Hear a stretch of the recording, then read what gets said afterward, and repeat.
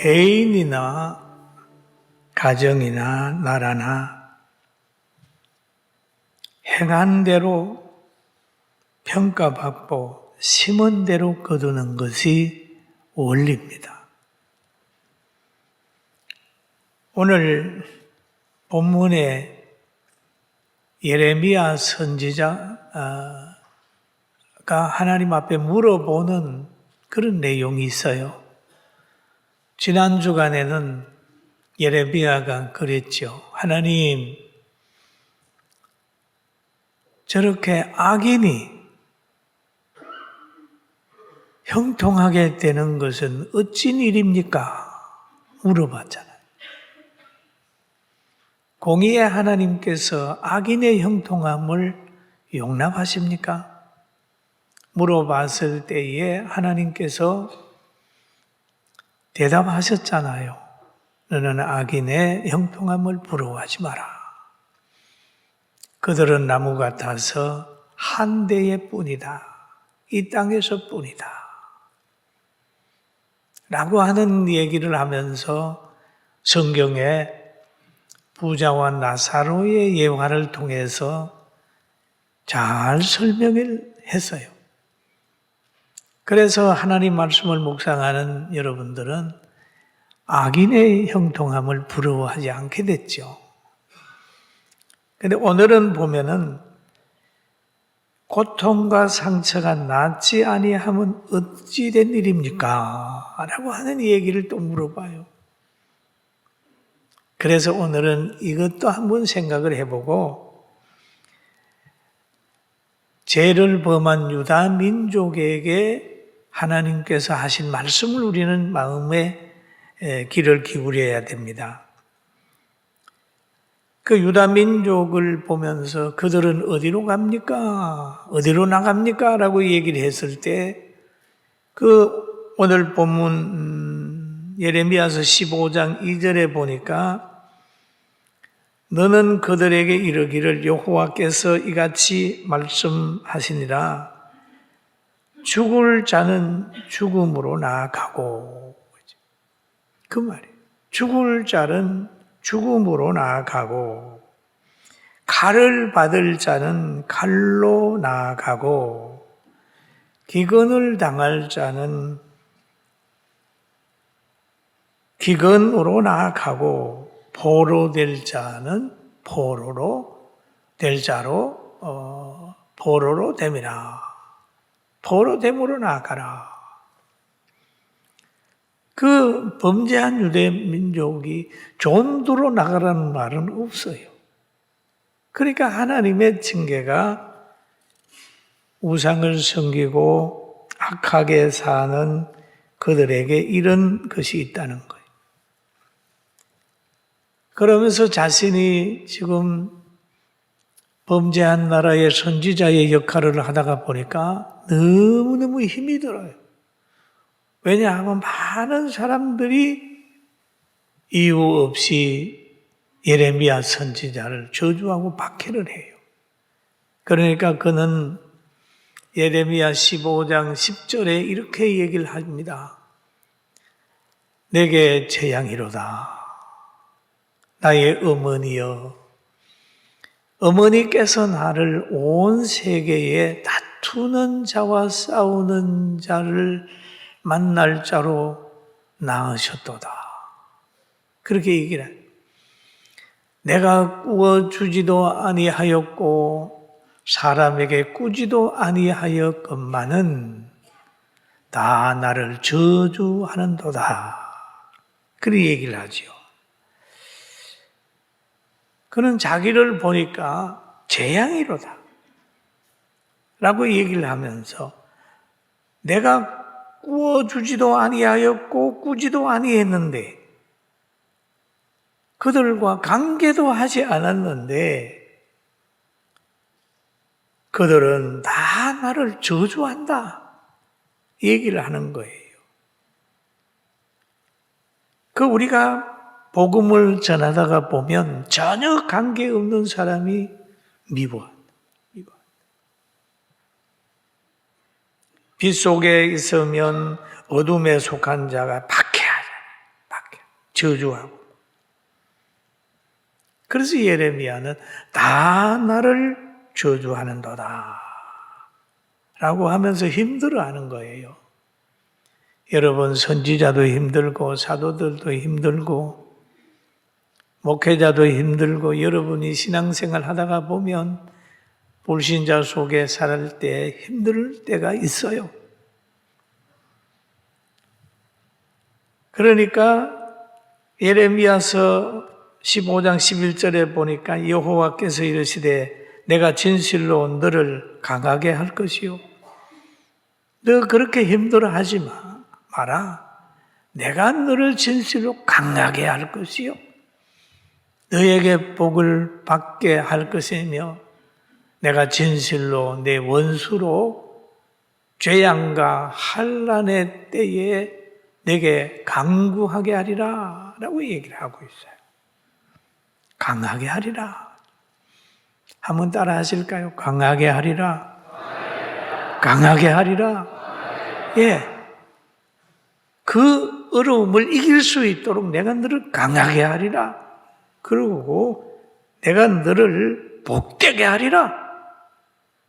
그리고 원수들이 오히려 너에게 은혜를 입게 하리라 라고 하는 얘기를 하는 거예요. 예레미야를 세울 때에 하나님께서 예레미야에게 약속을 하셨어요. 오라, 오늘 너를 온 땅의 유다의 왕들과 그 지도자들과 그 제사장들과 그 땅의 백성들 앞에 견고한 성읍이 되게 하리라. 새기둥이 되게 하리라. 노성벽이 되게 하리라. 그렇게 예레미야서에 보면 1장 18절에 얘기하고 있어요. 그들이 너를 치다 너를 이기지 못하리니 이는 내가 너와 함께하여 할 것임이니라 여호와의 말이니라 그랬잖아요. 여러분, 하나님의 약속은 변하지 않습니다. 견고한 성읍이 되고 녹기둥, 새기둥이 되고 노성벽이 되게 한다고 했어요. 그러니까 유다인은 죄로 인하여 저 블레셋으로 인하여 지금 몽둥이가 준비가 되어 있어요. 그러니까 하나님께서는 그 유다 백성에게 예레미야를 보내가지고 회개하라는 거예요. 그러니까 회개를 전함으로 인해가지고 유다 민족이 박해하는 거예요. 박해하는 거예요. 그러니까 이 박해 속에서 선지자의 사명을 감당하려니까 얼마나 힘들어요.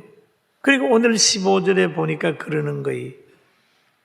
여호와여, 주께서 아시오니 원하건대 주는 나를 기억하시며 돌보시사 나를 박해하는 자에게 보복하시고 주의 오래 참으심으로 말미암아 나로 멸망하지 않게 하옵소서. 주를 위하여 내가 부끄러움을 당하는 줄을 아시옵소서. 여기 보니까 주님 나를 기억해 주세요.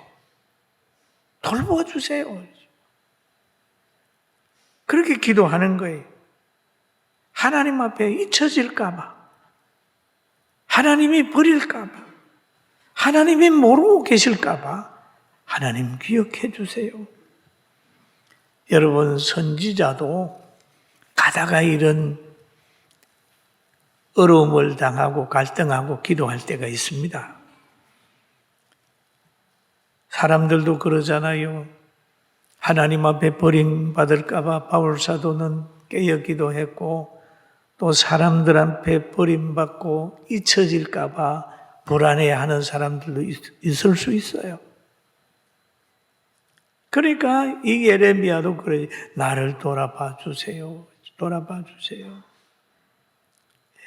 박해하는 자를 보고 있는 거예요. 또 하나님을 보고 억울함을 호소하는 겁니다. 주님 오래 참으심으로 말미암아 나로 멸망하지 않게 하소서. 주님 저 원수를 오래 놔둬버리면 그로 통하여 내가 망할 수가 있습니다. 오래 참으십니까? 그러면서 이제 기도를 하는 거죠. 그러면서 말하기를 내가 주를 위하여 부끄러움을 당할 줄 아옵소서. 그러니 내가 내 일로 통해서 박해를 하는 게 아니라 내가 하나님 말씀에 순종하다가 이렇게 유다 백성들에게 미움을 받고 있습니다 라고 하면서 지금 말을 하고 있어요. 자기가 박해받는 건 하나님 말씀에 순종했기 때문에 박해를 받고, 예레미야가 사명을 감당하려고 하니까 계속 시련이 오는 거잖아요. 예레미야만 그런 게 아니었습니다. 예수님도 마찬가지였어요. 세례 요한도 불의를 지적하다가 그렇게 순교당했지요. 바울 사도도 복음 전하다가 감옥에 갔어요. 빛이 있는 곳에 늘 어둠의 박해가 있습니다. 제가 이 목회하면서 오랫동안 복지를 하면서 많은 사람들, 어른들도 섬기고 이렇게 하다가 보니까 그거를 함으로 인하여 어려움이 있더라고요. 괜히 간섭받지 않아도 될 일을 간섭받게 되고 무슨 뭐 감사한다 그러고 뭐 괴롭히고 그러더라고요.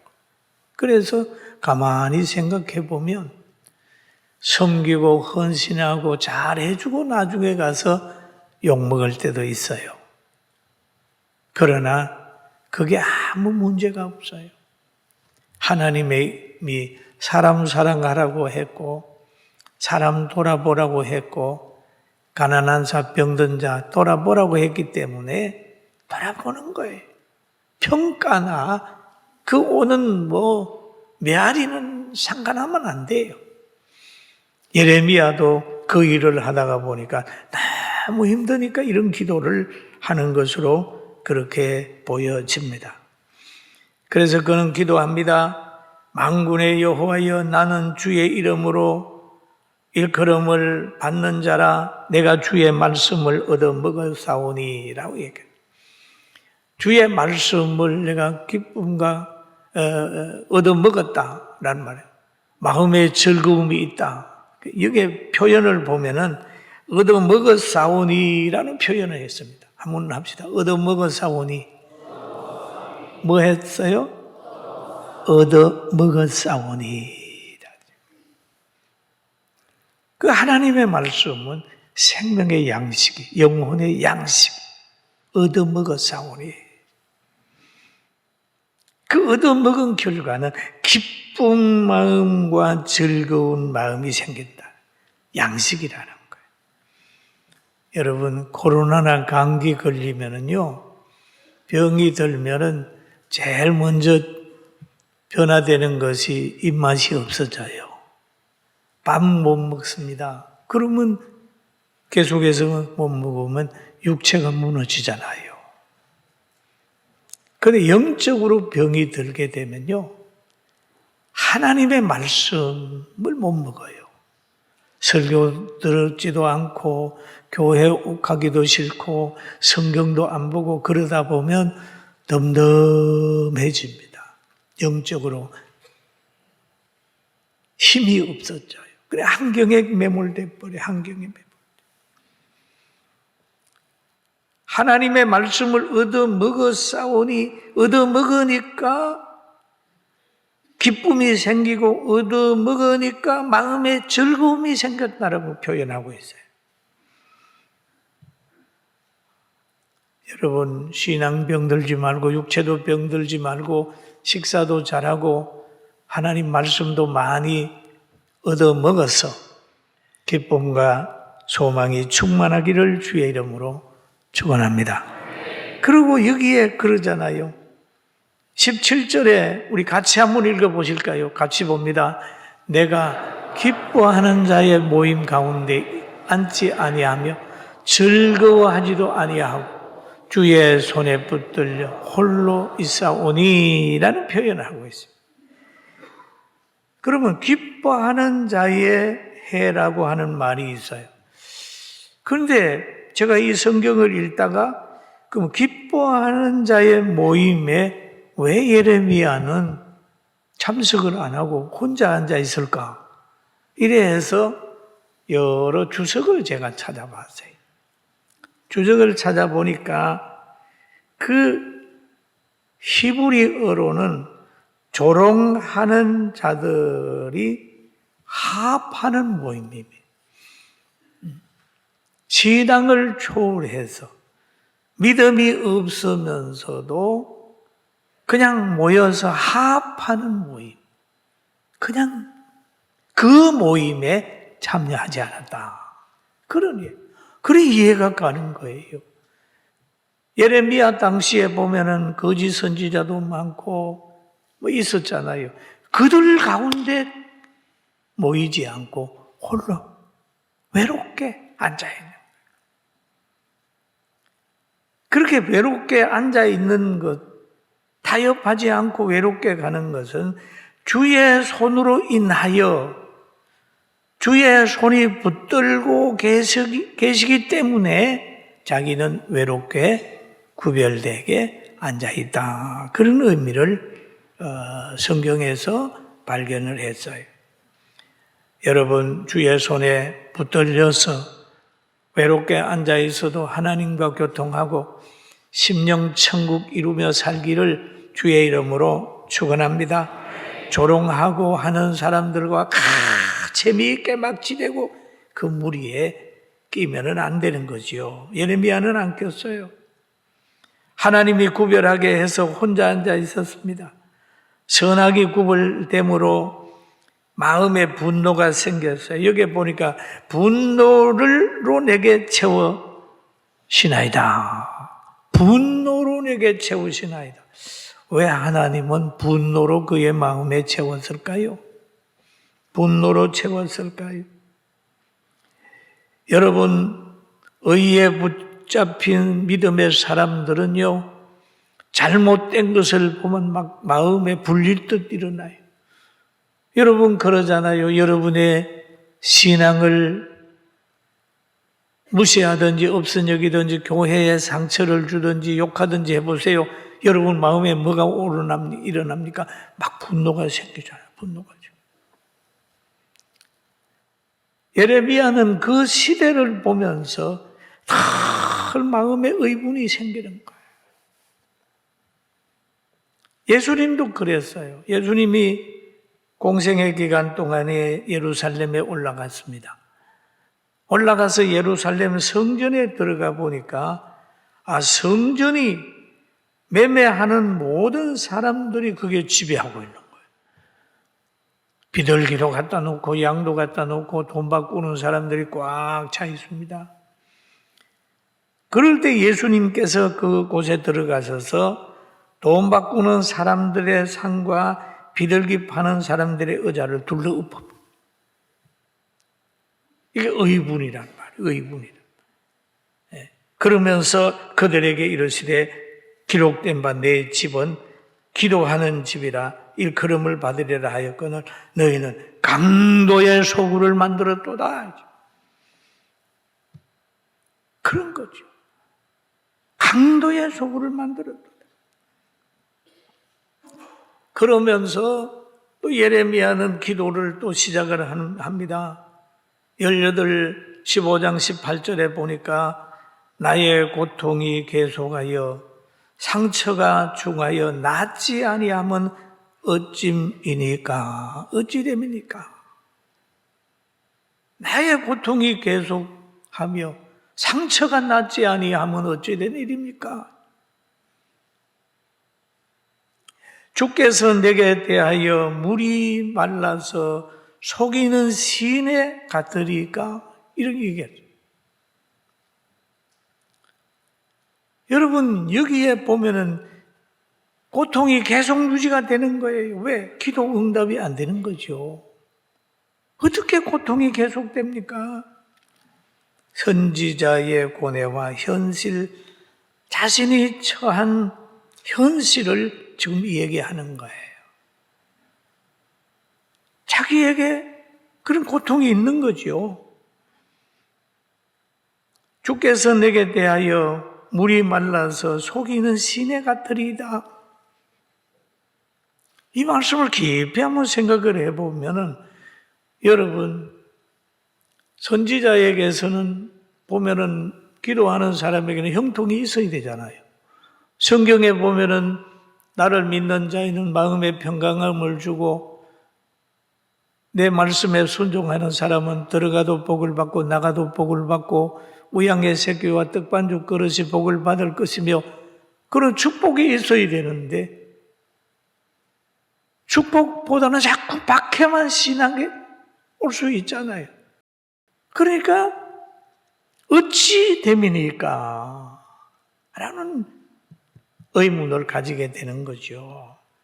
그러면서 시냇물에 대하여 얘기를 하는 거죠. 내게 대하여 물이 말라서 속이는 시내 같다라고 하는 얘기를 합니다. 여러분, 시내는 뭐가 있어야 돼요? 물이 있어야 되는 거예요. 시내는 물이 있어야 돼요. 모든 사람이 시내를 가는데 물이 있는 걸 전제를 하는데 물이 없는 거예요. 물이요. 그러면 시내는 시내가 아니잖아요. 자기의 마음에, 자기의 삶에, 복음에 시내가 아니고 시내라고 그러는데 물이 없단 말이에요. 굉장히 깊은 얘기를 여기에서 하고 있는 거죠. 물이 마르면 실망하잖아요. 그러니까 하나님을 믿는 사람이 기도하면서 이 아픔과 상처가 오래 가면은 하나님 믿는 사람도 실망을 하는 거예요. 신앙생활을 하다가 되는 게 없네. 기도가 잘 안 되네. 저 믿는 사람이 저런 축복을 못 받네. 그렇게 해서 실망하는 사람이 있을 수 있어요.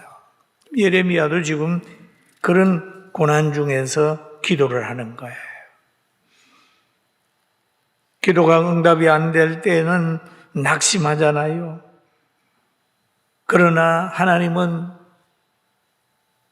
하나님을 믿는 사람은 낙심하면 안 돼요. 왜?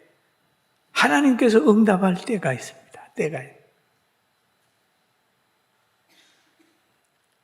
예레미야도 하나님은 전능하신 분인 줄 아는데 그 전능하신 하나님의 은혜가 빨리 임하지 않게 됨으로 인하여 지금 하나님 앞에 기도하면서 질문을 하고 있는 겁니다. 이 기도에 대해서 예레미야 15장 19절에 응답을 하시는 거예요. 여러분 한번 같이 읽어볼까요? 여호와께서 이같이 말씀하시되 너가 만일 돌아오면 내가 너를 다시 이끌어 내 앞에 세울 것이며 너가 만일 헛된 것을 버리고 귀한 것을 말한다면 너는 나의 입이 될 것이라. 그들은 내게로 너는 그들에게로 돌아가지. 예, 그러면 여기에서 뭘 볼 수 있는? 예레미야가 하나님을 떠난 부분들이 있다는 걸 보여줍니다. 내게 돌아오면 그러죠. 우리가 신앙생활을 하다가도 하나님의 뜻에 벗어나가지고 그리스도같이 살지만 벗어나 사는 사람이 있다는 거예요. 마찬가지 저는 이 설교 준비를 하면서 하나님 내가 그런 부분이 없습니까? 돌아봐. 자기는 잘한다고 하지만 하나님 편에서 보면 나간 부분들이 있다는 거예요. 돌아오면 다시 세우겠다. 헛된 것을 버리면 다시 너로 하여금 귀하게 하겠다. 그리고 나의 입이 되겠다 하겠다라고 얘기를 한 겁니다. 입이 되겠다. 돌아오는 것은 나갔다는 것 전제하는 거죠. 내가 너를 다시 이끌어 내 앞에 세울 것이며 내가 만일 헛된 것을 버리고 귀한 것을 말하면 너는 나의 입이 될 것이라. 성경에 보면은 탕자의 비유가 나옵니다. 그게 당자가 나가는 거예요.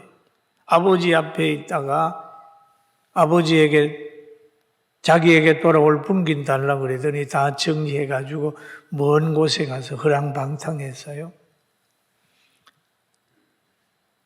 그러다 그 돈을 다 쓴 다음에 흉년이 드니까 직장을 구했는데 돼지쳐는 농장에 가서 일을 합니다. 너무 가뭄이 들어가지고 돼지 먹는 지엄 열매도 못 먹은 거예요.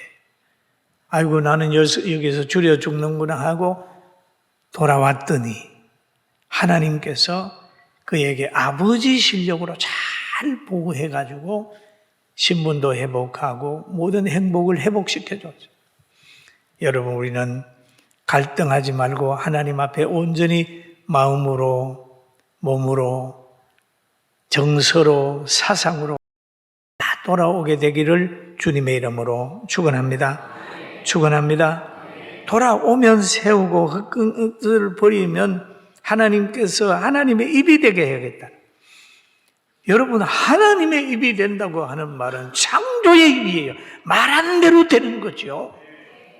하나님의 입이 되겠다. 하나님의 입은 어떤 거면 빛이 있어라, 뭐 있어라. 예수님의 입을 보세요. 나사로야 나오너라. 무덤에서 나오자. 발언권을 주는 거예요. 예수님도 보니까 말씀, 하나님의 말씀이잖아요. 말씀이 육신이 되어 우리 가운데 오셨다. 그러자. 여러분 이런 권위가 회복이 되기를 주의 이름으로 축원합니다. 어떤 아프리카에 가서 선교했던 분이 돌아왔는데 어떤 분이 질문을 했어요. 교회를 세웠습니까? 예, 교회 세웠습니다. 그 교회 성도들이 몇 명입니까? 50명입니다. 그러니까 전도자가 몇 명입니까? 50명입니다. 여러분, 교인이라고 하는 것은 전도자가 되는 거죠. 예수님이 이 땅에 오실 때 복음 전하고 영혼 구원하러 왔는데 구원받은 사람들의 특징은 복음을 전해야 돼요. 그게 참 교인들이 가지는 열매입니다. 그런 거죠. 우리는 이 대한민국에 머물고 그리스도인들이 되면서 우리 현실을 잘 깨달아야 됩니다.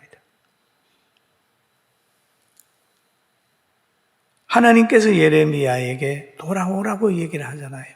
우리에게도 하신 말씀이에요. 상처가 낫지 않는다고, 기도가 응답이 되지 않는다고 갈등하는 것보다 돌아와라. 돌아와라. 그러면 내가 나의 입이 되게 하겠다. 하나님 말씀하셨잖아요. 그러면서 하신 말씀이 예레미야서 15장 20절에 내가 너로 이 백성 앞에 견고한 노성벽이 되게 하리니. 견고한 노성벽이 되게 하리니. 그들이 너를 칠지라도 이기지 못할 것은 내가 너와 함께하여 너를 구원하여 건짐이라. 여호와의 말이니라. 너 힘으로 이기는 건 아니야. 그 말이 그죠. 너가 이 민족을 이기는 게 아니야. 내가 너와 함께하여 내가 너로 하여금 이기게 한다는 거죠. 이게 하나님께서 우리에게 하신 말씀이에요. 녹기둥이 되게 하는 것도 노성벽이 되게 하는 것도 하나님이 하십니다.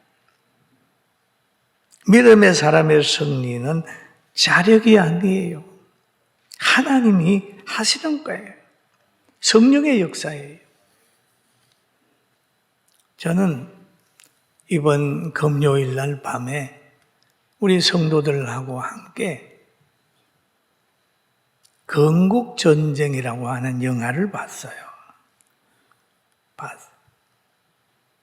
그걸 보면서 많은 사람들이 생각을 해요. 부산에 있는 어느 초등학교 교사 한 중년쯤 된 것 같은 분이 그 영화를 본 다음에 절규를 하는 거예요. 뭐냐 하면, 아이고, 내가 아이들한테 뭔가 잘못 가르쳤어. 그러면서 막 우리가 때로는 역사를 볼 때에 잘못 볼 수 있어요. 우리 이런 생각을 한번 해보시죠. 아이가 태어났어요. 태어나는 것이 않는 사람이 그러는 거예요. 제스, 태어나지 않은 아이니까 생일 없어! 그렇게 한다고 해보세요. 얼마나 그 아이가 불쌍하세요. 우리 대한민국 그렇잖아요. 건국일 있어요? 없잖아요. 건국이 돼서 세계적인 나라가 됐는데 건국일이 없어. 왜? 태어나지 말아야 되겠다는 사람들이 막 주장을 해가지고 건국일도 없는 나라예요. 근데 건국전쟁이라는 걸 보니까 아, 전쟁 중이구나 하는 거죠. 여러분, 제가 왜 이런 얘기를 하냐 하면 예수 믿는 것도요, 바로 믿어야 되고 나라를 볼 때도 바로 봐야 됩니다. 우리는 저 북한에도 나라가 태어났고 우리나라도 태어났는데 북한에 태어난 건국일이 있어요, 북한에는. 우리나라는 건국일이 없어요. 그런데 우리나라 자유대한민국이 태어난 거는 잘 태어났어요. 잘 살잖아요. 북한은 실패했잖아요. 잘 못 살잖아요. 밤에 보면은 북한은 깜깜하고 낮에는 환하잖아요. 바른 역사의식을 가지고 행복한 성도로 삽시다. 아멘. 이 우리 대한민국이 태어나고 유지되고 오늘이 있는 것은 바로 교회가 있고 그리스도인들이 있는 거예요. 기도가 있는 거예요. 이것을 기억해야 됩니다. 그래서 오늘 우리는 예레미야처럼 그러잖아요. 나의 고통이 계속되고 상처가 중하여 낫지 아니하면 어찌입니까?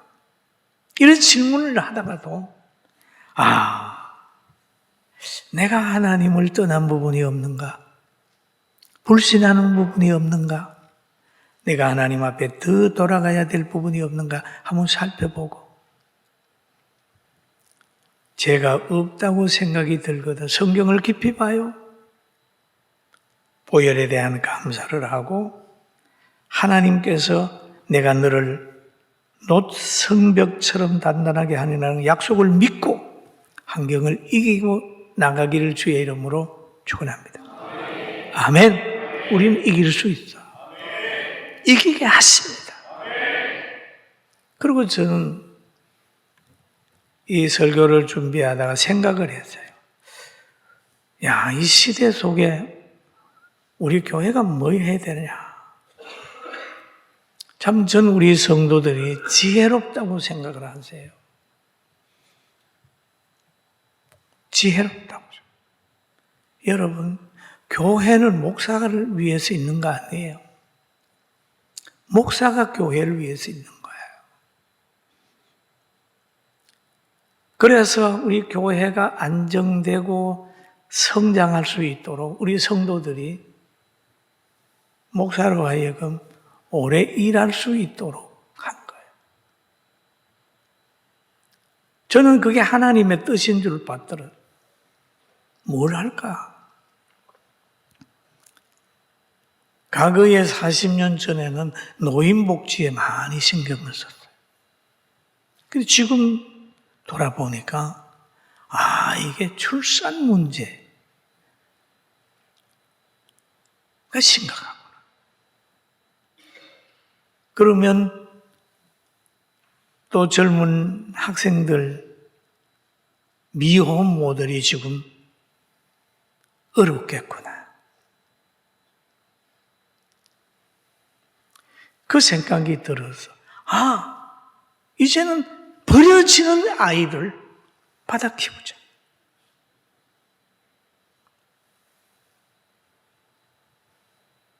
사랑과 희망의 둥지를 만들어서 어떤 아이들은 아기를 낳아가지고 화장실도 버리고 갖다 버린다.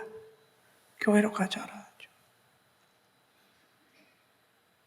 이제 타가서도 만들고 이제 생명을 키우자.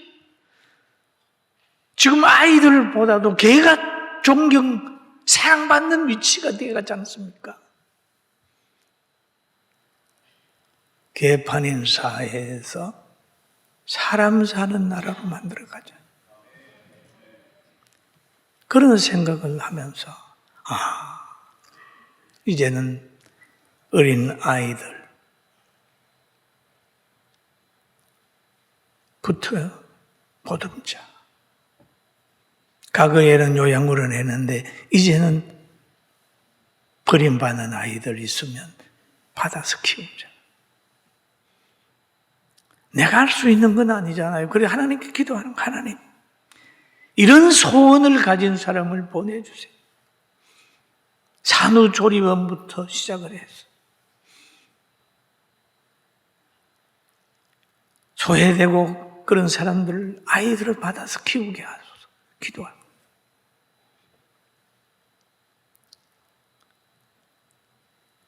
우리가 출산해야 된다. 구원은 누가 못합니까? 사랑하지 않으면서 어떻게 출산합니까?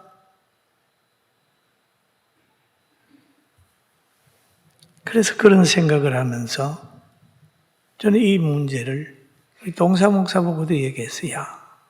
앞으로는